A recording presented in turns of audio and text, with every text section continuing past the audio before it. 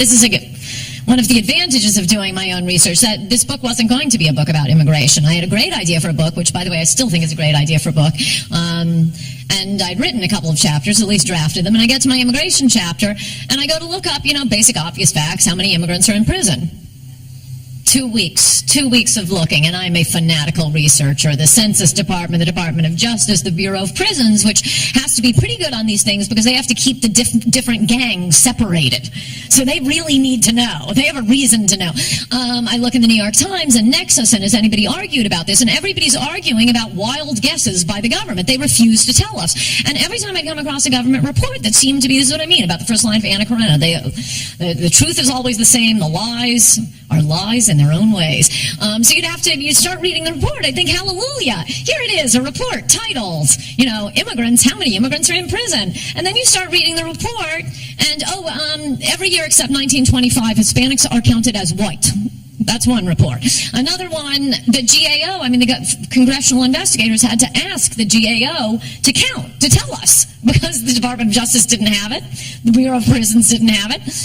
So the GAO, they've done a couple of massive investigations, but on closer examination, they're counting illegal and legal immigrants, which I think we should do, in the federal prison, but in the much larger state system, they're counting only illegal immigrants for whom the states have requested reimbursement, only illegal immigrants for whom the states have requested reimbursement who've committed at least one felony or 2 misdemeanors. We're not getting anchor babies. We're not getting the children of the ones, not even the children, but the ones amnestied by Reagan. No, I want to know. I think we have a right to know, and I think the last few weeks, now that, thank you, Donald Trump, he's brought it to the fore, and the shooting in San Francisco, people are thinking, yeah, how many are there?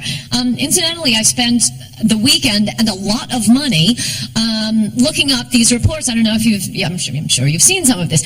Liberals keep aggressively asserting on TV, well, studies show immigrants commit less crime than Americans do.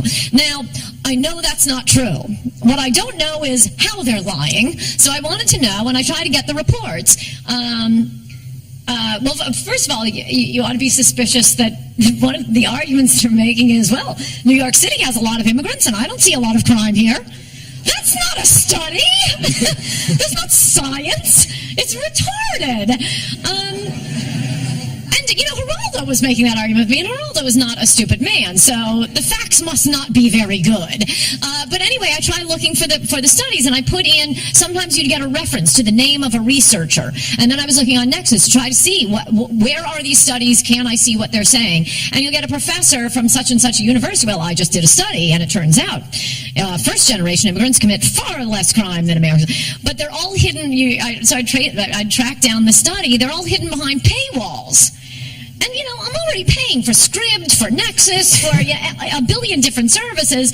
So first I wasted 2 hours thinking, come on, you're not going to make me pay $50 for this crap-ass study. But, yeah, I had to keep paying $50 just so I could skim down, find out what the lie is, which is what I'm probably going to tell you all about in my column this week, but I'll tell you right now. They are not looking at Americans. They are looking at criminal Americans.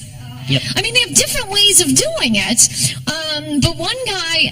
And the big headline, and he's being quoted in the Dallas Morning News and the New York Times. Well, my study showed first-generation immigrants far less crime than Americans, than native-born Americans.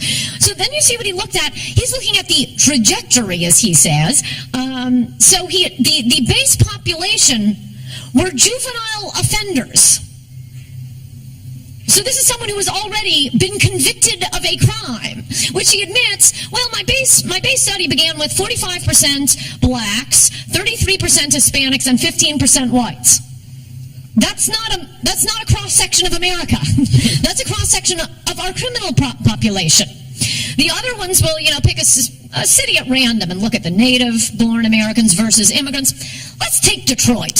What? Wait, I'm sorry. Do you think I'm not going to point out that the black underclass has a very high crime rate? Because I'm gonna.